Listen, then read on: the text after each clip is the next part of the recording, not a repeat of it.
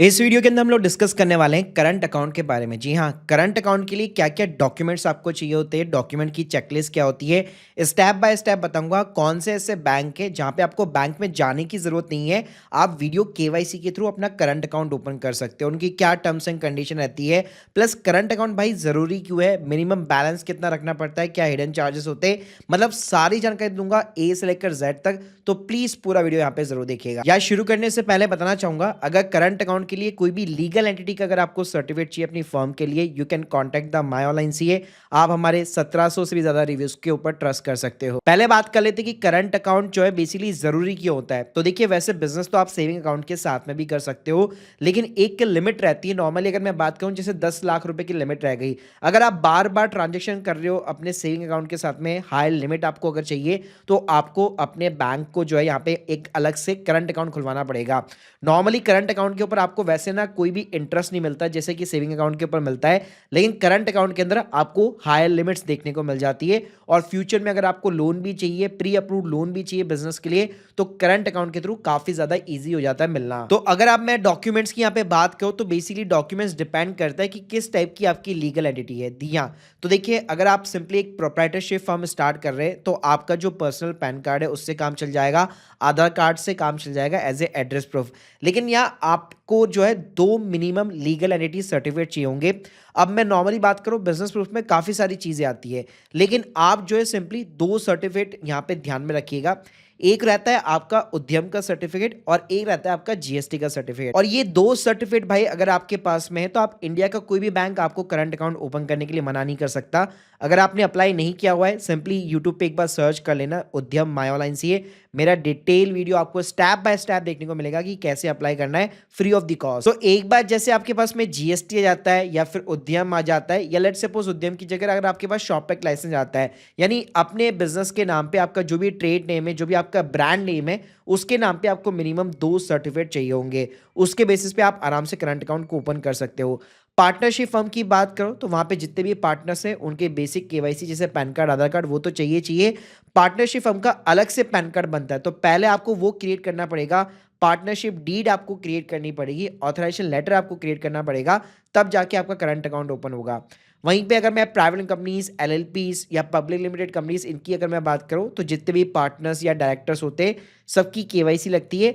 एक इनकॉर्पोरेशन का सर्टिफिकेट लगता है, एमओए हो गया, ए हो गया, कंपनी का अलग से पैन कार्ड हो गया और बोर्ड का रेजोल्यूशन हो गया। अब बात करते हैं कि अगर मुझे ऑनलाइन यहाँ पे करंट अकाउंट ओपन करना है, तो कौन से ऐसे बैंक है जो भी राइट नाउ ऑफर करते हैं।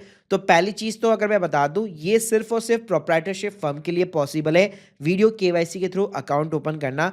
मगर अगर आपकी पार्टनरशिप फर्म है या प्राइवेट कंपनी है या एलएलपी है, फिर तो भाई आपको बैंक जाना ही पड़ेगा। तो देखो, एक बार मैं अब आपको बता देता हूं कि कौन से बैंक्स आपको अलाउ करते हैं जहां पे आपको बैंक जाने की जरूरत नहीं है। नंबर 1 पे है एक्सिस बैंक, जहां पे आप वीडियो केवाईसी के through digital current account open कर सकते हो। तो ये सिंपली 5 स्टेप में ओपन होता है। पहले आपको अपना सिंपली पैन कार्ड, आधार कार्ड वेरीफाई कराना रहता है। केवाईसी के अंदर सिर्फ ये जीएसटी मांगता है और उद्यम मांगता है, ध्यान रखिएगा। दोनों सर्टिफिकेट आपके पास में होने चाहिए।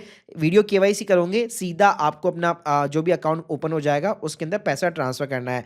अब करंट अकाउंट के अंदर मेन खर्चे क्या होते हैं, एक तो मिनिमम बैलेंस देखना पड़ता है, प्लस क्या चार्जेस वो चार्ज कर रहे हैं। तो देखो, अगर मैं एक्सिस की स्पेशली बात करूं, और वो भी डिजिटल करंट अकाउंट के अंदर लिबर्टी ऑफर करता है, एक नॉर्मल है, इनके पास एडवांटेज है, सेलेक्ट है, ऐसे ना बहुत सारे वेरिएंट है जो आपको इनकी वेबसाइट के ऊपर मिल जाएंगे। तो भाई पहली चीज तो ये, मैं आपको एक बार सिंप्लीफाइड चार्जेस बता देता हूं। हर अकाउंट की जो है अलग अलग क्राइटेरिया होता है। जैसे अगर मैं लिबर्टी अकाउंट की बात करूं, वहां पे ना आपको अगर यहाँ पे जो है अर्बन सिटी के अंदर अगर आपकी ब्रांच है, जो भी आप अपने नियर बाय ब्रांच सेलेक्ट करोगे, ऑनलाइन जब अप्लाई करोगे, 15,000 का बैलेंस रखना पड़ेगा। वहीं पे सेमी अर्बन के अंदर, रूरल के अंदर 7,500 का बैलेंस रखना पड़ेगा। इसके अलावा इसका एक मंथली चार्जेस है 100 रुपीज़। प्लस मोस्टली क्या होता है, कैश के अंदर आजकल ये लोग ना काफ़ी ज़्यादा चार्ज करते हैं। तो इसके अंदर अगर आपको जो कैश डिपॉजिट की लिमिट है सिर्फ 1 लाख रुपए मिलेगी पर मंथ की, यानी इतना ही आप कैश डिपॉजिट कर सकते हो। लेकिन अगर आप बियॉन्ड करना चाहोगे, तो अच्छे खासे आपको चार्जेस देने पड़ेंगे। बाकी एनईएफटी, आरटीजीएस, ये तो ऑलमोस्ट आजकल जो है फ्री रहता है। यूपीआई वगैरह भी आराम से उसमें आप free of the cost use ले सकते हो। प्लस ये लोग एक डेबिट कार्ड भी इशू करते हैं, जिसका एक इशुएंस फीस रहता है, फिर हर साल 250 रुपए आपका वो कटता रहेगा, यानी वो साल की फीस आपकी यहाँ पे रहने वाली है। तो मेन ना यहाँ पे आपका जो खर्चा लगता है वो नॉन मेंटेनेंस का लगता है, कि अगर आप मंथली एवरेज बैलेंस नहीं रखते, तो 1000 से लेकर 700 रुपए तक का आपका यहाँ पे जो है चार्जेस लग सकते हैं, तो उस चीज का ध्यान रखिएगा। इसमें गाइस अगर मैं सेकंड नंबर पे रखना चाहूँ तो ये कोई बैंक नहीं है, ये रेजर पे जो एक पेमेंट गेटवे कंपनी है उसका एक एक्स करके पेरोल का अकाउंट आता है, जिसमें उन्होंने आईसीआईसीआई बैंक हो गया, axis, yes bank, RBL bank, बहुत सारे बैंक्स के साथ में पार्टनरशिप कर रखी है। तो आप चाहो तो डायरेक्टली यहाँ पे भी अप्लाई कर सकते हो, मतलब प्लेटफॉर्म इनका आपको मिलेगा, लेकिन बैकएंड के अंदर आपको प्रॉपर यहाँ पे बैंक अकाउंट खुलता है। अब इनके भी यार अलग अलग प्लान है, तो ये लोग कैसे प्राइसिंग चार्ज करते हैं, जब भी आप पैसा वगैरह ट्रांसफर वगैरह करेंगे तो उस पर उनका एक परसेंटेज बहुत ही नॉमिनल रहता है। बस यहाँ पे अगर मैं डेमो की बात करूँ तो आप देख सकते हो यहाँ पे ना आपको ये एडवांटेज मिल जाता है, अगर बहुत सारे एम्प्लॉयज वगैरह उनकी सैलरी पे करनी है, टैक्स का पेमेंट वगैरह करना है, वो चीजें, अकाउंट का स्टेटमेंट वगैरह, तो ऐसी काफी सारी चीजें यहाँ पे सॉर्ट आउट हो जाती है। इसके अलावा आप चाहो तो यहाँ पे इंडसइंड बैंक की तरफ भी जा सकते हो, ये भी आपको प्रॉपर जो है कहीं पे भी जाने की जरूरत नहीं है, वीडियो केवाईसी के थ्रू आपको ऑफर करता है, लेकिन इसके सिर्फ 3 वेरिएंट है और 10,000 रुपए से इसकी भी यहाँ पे मिनिमम शुरुआत हो जाती है।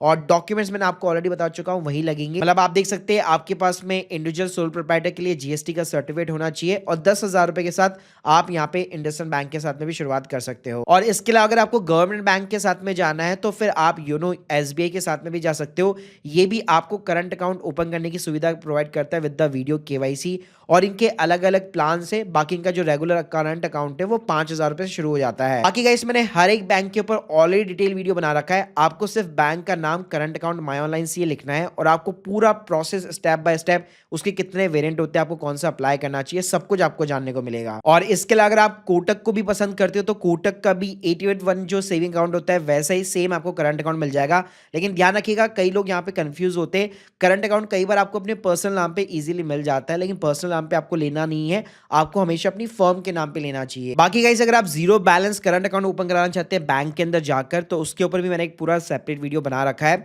और यहाँ पे आपको एक टिप भी प्रोवाइड कर देता हूँ, अगर आपको इंटरेस्ट वगैरह यहाँ पे अर्न करना है तो आप अपने अकाउंट के अंदर स्वीप इन वाली फैसिलिटी एक्टिवेट कर सकते हो, जहाँ पे ऑटोमेटिकली एफडी बन जाएगी अनयूज्ड बैलेंस की, और जब भी आपको जरूरत है वो आप बैलेंस को भी यूज वगैरह ले सकते हो। बाकी गाइस अगर आपको जीएसटी या फिर सीएस सर्टिफिकेट या फिर लेट शॉपैक लाइसेंस हो गया, उद्यम, किसी भी सर्विस की रिक्वायरमेंट है, you can contact to my online CA. आप लोग के जो भी डाउट्स है कमेंट बॉक्स के अंदर आप बता सकते हैं। Thank you guys, thank you very much.